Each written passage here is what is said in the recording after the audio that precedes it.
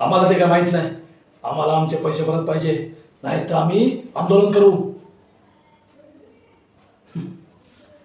नमस्कार. एक ऑडिशन बनवत होतो. तर सांगायची गोष्ट अशी की हल्लीच्या काळात ऑडिशन बनवणं म्हणजे सिरियलसाठी तरी ऑडिशन बनवणं ते पाठवणं खूप महत्त्वाचं आहे. तर माझ्यासारखे जे काही आर्टिस्ट असतील त्यांनी जास्तीत जास्त वेगवेगळ्या कॅरेक्टरचे ऑडिशन्स बनवावे. म्हणजे ज्यांना मी फक्त कॅरेक्टर रोलच करतो, मी वन डे टू डे करत नाही, अशांची गोष्ट वेगळी आहे. पण त्यांना character role one day two day पण चालतं, त्यांना आपली अभिनयाची खास भागवायची आहे, त्यांना फक्त अभिनय करायचा आहे, ते काय असा विचार करत नाही, ते फटाफट रोल करत राहतात. पर वन डे असो, हाफ डे असो, काही असो, ते काम करत राहतात. मी त्या कॅटेगरीत मोडतो. त्यामुळे मी जास्तीत जास्त वेटर, हवालदार, भिकारी, नेता अशा वेगवेगळे कॅरेक्टर्स ऑडिशन बनवत राहतो. पण ऑडिशन तर बनवल्यात, पण कामं कशी मिळणार? त्यासाठी असतात आपले मायबाप, सिरियलचे कास्टिंग डिरेक्टर, कोऑर्डिनेटर. कोऑर्डिनेटर ज्युनियर्समध्ये असतात, कास्टिंग डिरेक्टर. अशा जवळजवळ 50-60 सिरियल आहेत. त्या 50-60 सिरियलचे 10-15 कोऑर्डिनेटर्स आहेत. त्यांच्याकडे आपण व्हिडिओ ते रिक्वायरमेंट टाकतात, आपण ऑडिशन पाठवायची. नंतर मग लॉक होईल ना होईल सांगतो, बघतो, थोड्या वेळात सांगतो, अशी उत्तरं येत राहतात. तर अशी सगळी प्रोसेस असते. तर प्रत्येक कलाकाराला विनंती आहे, त्याने ऑडिशन्स बनवत राहा. आणि कोणाला पाठवाल तर त्यासाठी हा व्हिडिओ बनवतोय की खूप सारे कास्टिंग डिरेक्टर आहेत आणि त्यातील माझा आवडता कास्टिंग डिरेक्टर आहे ते म्हणजे विराज कास्टिंग. आत्तापर्यंत मी जवळजवळ 60 सिरियलमध्ये कामं केलेत, 60पेक्षा जास्त असतील. रिपीट पण असतील, पण वेगवेगळे कॅरेक्टर केलेत. तर मला खूप सारं काम दिलं आहे ते विराज कास्टिंगने. म्हणजे मी त्यांना ऑडिशन्स पाठवतो. बहुतेक वेळा नवीन नवीन ऑडिशन्स मागतात ते बरोबर आहे त्यांचं. ते एक आता मशीन आहे शेवटी, किती लाखो जणांचा डेटा त्यांच्याकडे असतो, किती डेटा ठेवणार. तर आपण ऑडिशन्स पाठवण्याचं काम करायचं. पण खरंच जेन्युइन कास्टिंग डिरेक्टर आहेत अविनाश शिंदे सर. माझा खूप जुना परिचय आहे त्यांच्याशी. म्हणजे जवळजवळ आम्ही गेली 10 वर्ष काम करतोय सोबत. म्हणजे भारतातील सर्वात चांगली कास्टिंग एजन्सी कोणी मला विचारलं कोणती, तर मी अर्थातच विराज कास्टिंग एजन्सीचा नंबर दिला.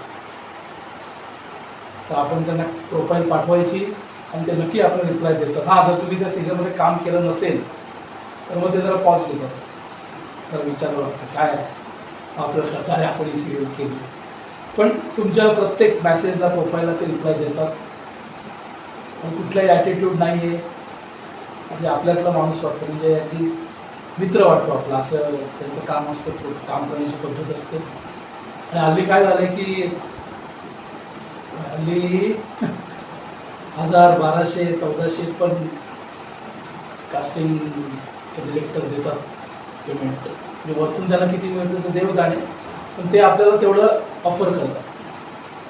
पण हा माणूस स्वतः स्ट्रगलर आहे, स्वतः चांगला आहे, अभिनेता आहे. त्यामुळे तो विचार करतो की 1400 आणि 1500 द्यायचे एका आर्टिस्टला, त्याचं कसं भागेल हा सगळा विचार डोक्यात असल्यामुळे तो जेव्हा कुठली सिरियल घेतो तर तो त्या विचार सांगतो की माझे आर्टिस्ट चांगले आहेत, त्यामुळे ते एवढा कमी पेमेंटमध्ये काम करणार नाही. हा सगळा विचार ते करतात, ही खूप मोठी गोष्ट आहे. हा सगळा विचार करून ते कामं घेतात आणि आपलं काम देतात. आणि सिरियलचं माहिती आहे तुम्हाला, 3 महिने कधी हल्ली तर 6 महिने पण लागतात.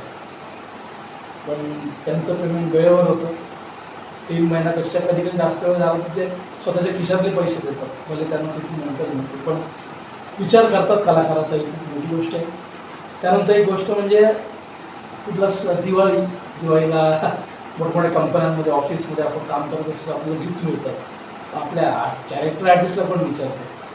म्हणजे सिरियलला मी एका गेलेलो, ते सगळे गिफ्ट पाठवत होते, मी पण लाईनीत उभं राहिलो, अरे वा गिफ्ट. तो स्पॉट बोलतो का बोलते गिफ्ट नाही तुमच्यासाठी नाही, ते कॅम्पिनिटी कॅरेक्टर त्यांच्यासाठी आहे का.